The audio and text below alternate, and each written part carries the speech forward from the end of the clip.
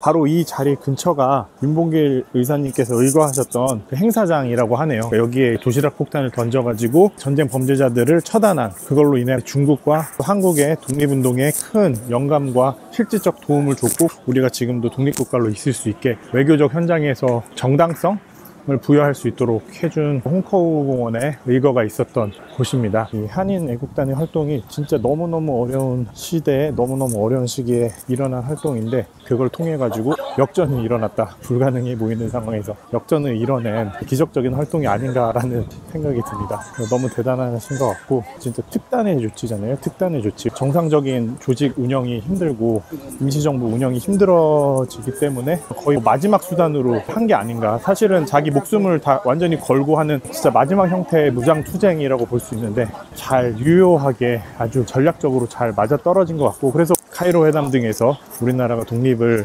열강들로부터, 전 세계 국제사회로부터 인정받는 과정에서 물론 많은 분들이 기여하고 희생함을 통해 가지고 이 모든 일들이 가능했지만, 가장 중요한 활동 중에 하나가 한인애국단 활동이 아닌가라는 게 이곳 상해에 와서 보니까 진짜 그렇게 생각이 되는 것 같아요.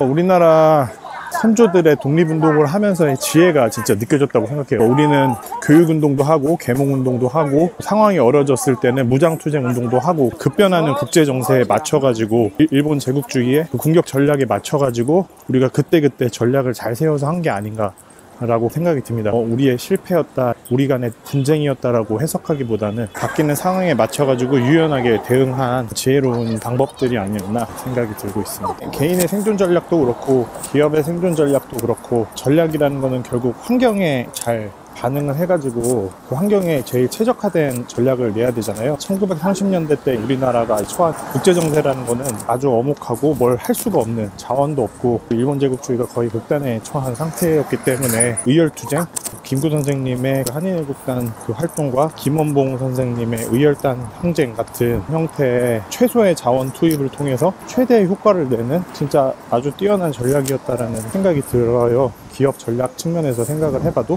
열악한 환경에서 자원이 부족하고 우리 조직의 크기가 큰 조직의 크기와는 비교도 되지 않을 때 당연히 다른 전략이 있어야 되는 거거든요. 골리앗과 다윗의 싸움과 같은 거잖아요. 정규군을 준비하는 것들도 물론 준비하지만 적은 자원을 가지고서 최고의 효과를 내는 전략이 필요한데, 그게 바로 의열투쟁이었구나 라는 생각이 좀 듭니다. 상하이의 독립운동 활동지들을 돌아다녔는데 제일 많이 느끼는 지점은 한인애국단의 활동이 진짜 많이 중요하다라는 생각을 하게 돼요. 그 이유는 몇 가지가 있는데, 일단은 결국 독립운동을 한다는 게 독립국가가 되기 위해서 하는 거잖아요. 한인애국단이 독립운동사에 미친, 우리나라에 미친 영향이 엄청나다는 생각이 많이 들어요.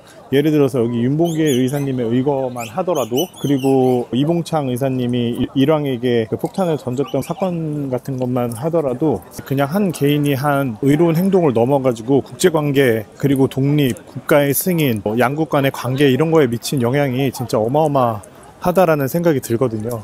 그래서 단순히 개인의 용감한 행동이다 라고 보기에는 되게 의미가 있었구나 라는 그런 생각이 좀 들고요. 한인애국단의 활동이 중요하고 의미가 있다라고 느껴지는 두 번째 지점은 당시의 상황들하고 관련이 있는데, 당시의 독립운동 자체가 너무 어려운 상황이었고, 한국 국내에서는 물론이고 중국도 침공을 당한 상황이었고, 임시정부도 성사가 있었다고 하지만 정상적인 활동을 하기가 많이 어렵고 뿔뿔이 흩어져 가지고 활동을 하는 시간이었는데, 그 시기에 어려움을 돌파하기 위해서 만든 게 한인애국단이었고, 1930년도 때 한인애국단 활동을 시작을 하신 거잖아요. 김구 선생님께서 기획을 해가지고 중요한 행사들마다 중요한 정치적 인물이나 전쟁 범죄자들을 처단하기 위해 김구 선생님이 기획을 해서 운영했었던 한인애국단인데, 우리가 조직적으로 독립운동을 하기에는 진짜 너무 많이 어려운 상황에서, 한마디로 독립운동의 불꽃이 꺼져가는 그런 상황에서 할 수 있었던 아주 효과적이고 좋은 전략이었다라고 생각이 들어요. 한인애국단을 통해